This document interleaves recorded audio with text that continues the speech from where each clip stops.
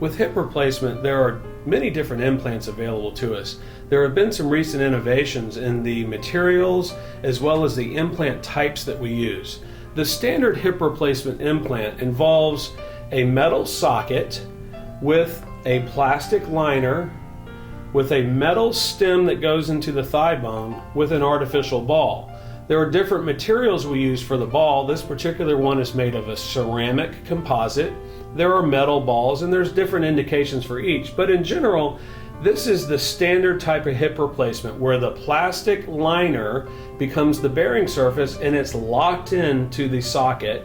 And then when that connects together, that becomes the hip joint. There have been some innovations based upon some engineering principles that try to decrease the amount of wear that occurs in a hip replacement so that it doesn't wear out as quickly, and also to improve range of motion for patients. So one of the innovations has been the so-called mobile bearing hip. When the mobile bearing hip is done, it's done slightly differently. We have the metal socket that goes into the bone. Rather than the plastic actually wedging in and fixing to it, it fits in there precisely and it can move within the socket. Then the ball can move within the plastic.